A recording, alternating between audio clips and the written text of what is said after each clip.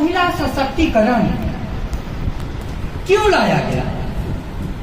क्योंकि किसी भी पुरुष को इस धरती पर महिला की गोद से ही, गर्भ से ही जन्म लेना पड़ता है। और यदि हमारे जन्मस्थली को पूरी तरीके से समुचित आदर नहीं मिले, समुचित स्थान नहीं मिले, तो वहां से निकलने वाली धारा कैसी होगी? शिवाजी को भी जन्म लेना पड़ता है तो पहले परमात्मा धरती पर जीजाबाई को भेजता है।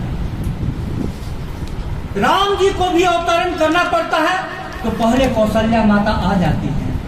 इसलिए महिला सशक्तिकरण एक ऐसी जरूरत है, यह कैसी दुनिया है जहां पर जिस जगह से हम जन्म लेते हैं, जिनके थ्रू धरती पर आते हैं, उसी के प्रति हमारा दृष्टिकोण गजब है। बाबुल तेरी बगिया में चहचहाना मैं भी चाहती हूँ, प्यार के दो मीठे बोल तुतलाना मैं भी चाहती हूँ। मत मारो जनक मुझे जननी के इसी कोख में, यहाँ से बाहर आकर तेरे सपने सजाना मैं भी चाहती हूँ, मैं भी चाहती हूँ, मैं भी चाहती हूँ। यह भ्रूण से आवाज आ रही है। उस जमाने में प्रिंट मीडिया की क्या भूमिका हो सकती है? क्योंकि यहाँ के विद्यार्थियों की स्थिति ऐसी है कि किसी भी गहरी बात को समझ नहीं सकते हैं, तो उन्होंने मुझसे रिक्वेस्ट किया कि सर थोड़ा सा बता दीजिएगा कि क्या बोला जाएगा। अब तो आपको पता चल गया कि यदि किसी भी पुरुष को या किसी भी औरत को भी जन्म तो गर्भ से ही होगा। इसलिए मैंने कविता लिखी थी, उसकी 2 लाइनें थी। हे परमात्मा तू एक नई सृष्टि इजाद कर दे, पुरुष को कोख दे दे, स्त्री को आजाद कर दे। कितने पुरुष तैयार होंगे कोख लेने के लिए, गर्भ धारण करने के लिए? सारे पुरुष आत्महत्या करने लगेंगे, सारे पुरुष आत्महत्या करने लगेंगे। इसीलिए महिला सशक्तिकरण बहुत महत्वपूर्ण टॉपिक है।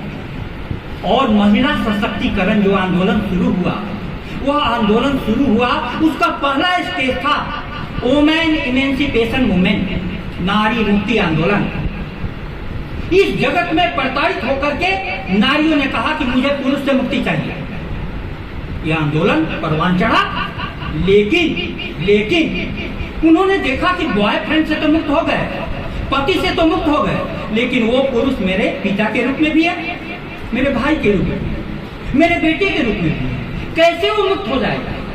इसीलिए नारी मुक्ति आंदोलन असफल हो गया। उसके बाद दूसरा आंदोलन आया, नारी समानता आंदोलन, पुरुष और स्त्री एक समान।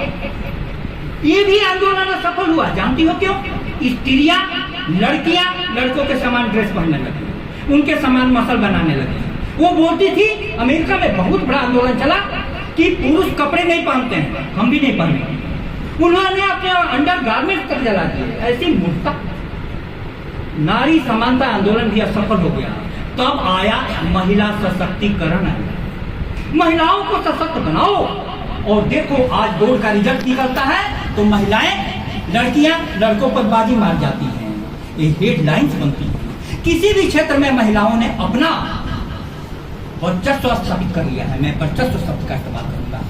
लेकिन महिला सशक्तिकरण आंदोलन को इस मुकाम तक लाने में प्रिंट मीडिया ने इतनी बड़ी भूमिका निभाई है कि जिस समय में लोग सड़कों पर नहीं निकलते थे, उस समय में महात्मा गांधी ने अपनी पत्रकारिता द्वारा, अनेक पत्रकारों द्वारा जन जागरण करके नर नारी बाल वृद्ध सबको भारतीय स्वतंत्रता आंदोलन में शामिल कर दिया। इसलिए चौथा एक आंदोलन होना चाहिए, समाज को संवेदनशील बनाने का आंदोलन।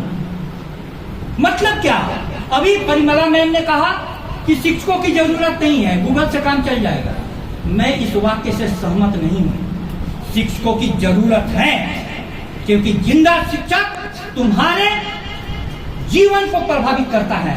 गूगल से तो सिर्फ शब्द आते हैं, समाज को संवेदनशील कैसे बनाया जाएगा, क्योंकि सामाजिक सरोकार पर जितेंद्र पालीवाल जी सर जैसे लोग लगातार कलम चला रहे हैं। इसलिए आप जोरदार तालियां बजा करके उनका स्वागत कीजिए। सबसे अनुरोध करता हूं कि आप अपने वक्तव्य देने के लिए यहाँ आए। ताली बजाओ, जोरदार ताली बजाओ।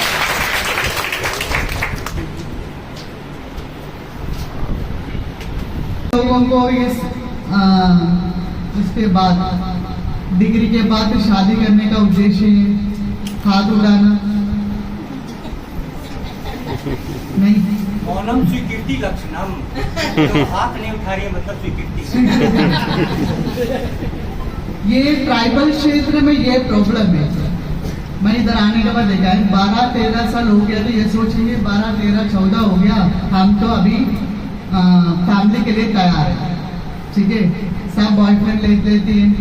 आपको कितने मालूम है ना, आपका जूनियर तो बॉयफ्रेंड के साथ घूमते हैं। ठीक है, ये लोग सोचते ही